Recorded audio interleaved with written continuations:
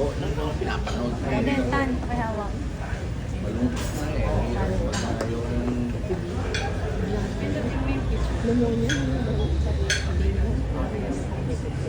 Pneumonia ba?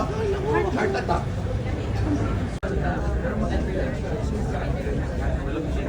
Saan ba yan?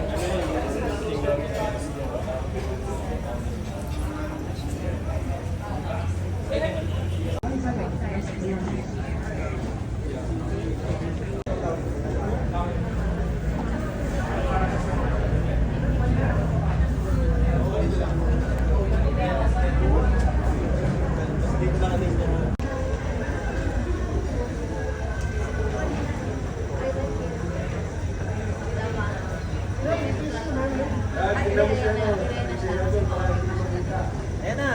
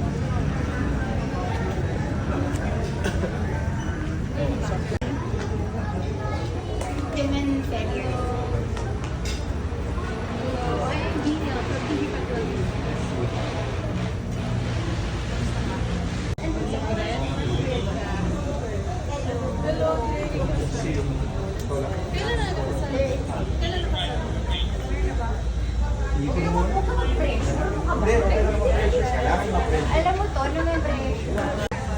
Andre. Oo na yan. Under what? Wala yan. Parehas ano.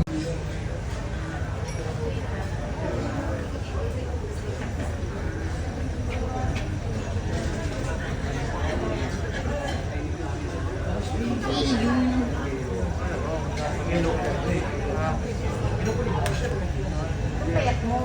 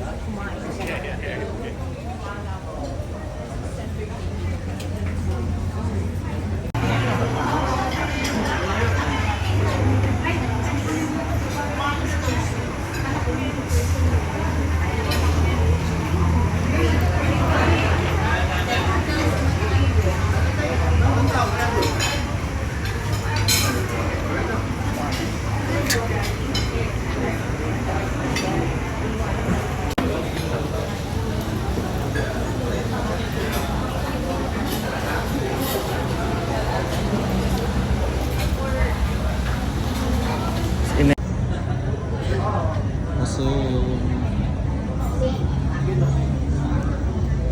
Dalawang oras na lang kayo si Walter. Extra mo na lang ako.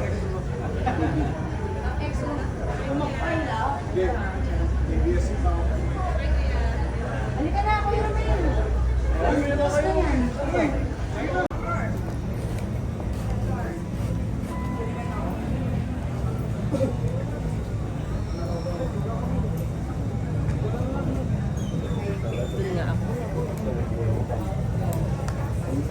Senator, you filed the ML against the jail. Can you tell us why you thought of that?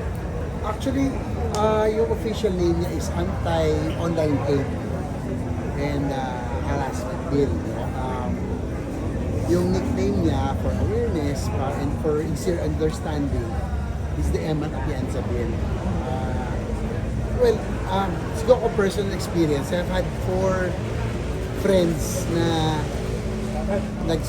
nagpakamatay, nag-suicide yung mga sons or daughters nila.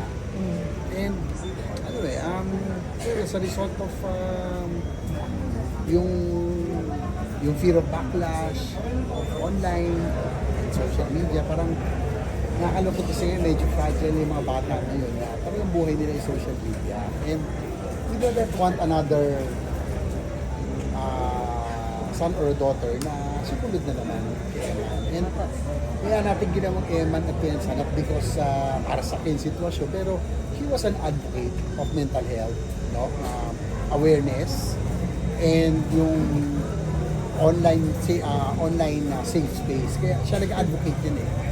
So, kaya I just think that it's just fitting that it be named after her. Actually, ang unang nag-file ko si Congressman Alvin Benitez House, and then he asked me to file a counterpart measure sa Senate, which I filed kasi very close to Kuya Kim. Almost everyday kami magkasama yan. Nagkakape bago kami mag-workout, nagmumotor. So, and I have seen the anguish of all the parents, itong mga 4 kaibigan, personal friends, na talagang hindi na yan makaka-move on eh. It will always be there, no? Gagaan ng konti yung pain, but it will always be there. Kaya alam ko kung gaano kasakit to. And we do not want another child or to be lost because of online hate and harassment. So, ito, I just thought na at least, magkaroon din awareness yung mga tao na, we just have to, in the words of Eman, a little kindness every day, diba? There's just too much hate already. ano po sabi ni Kuya Kim tungkol dito? Actually, nung dinraft ko ito, kakalipad lang niya eh.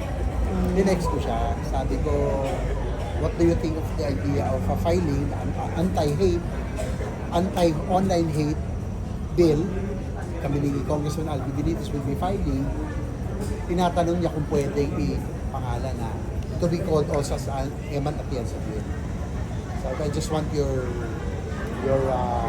permission sa Inudifeli.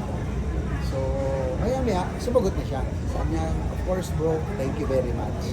Sabi ni Feli. So, yeah, when they arrived, nandito na, I handed them over the copy of the bill. May number na. So, yun. Thankful naman si Feli. Kim, I hope, sabi nga nila, her death wouldn't be in vain. Sana ito na yung maging simula na talagang awareness and kontrahin yung hate, too much hate and harassment sa social media.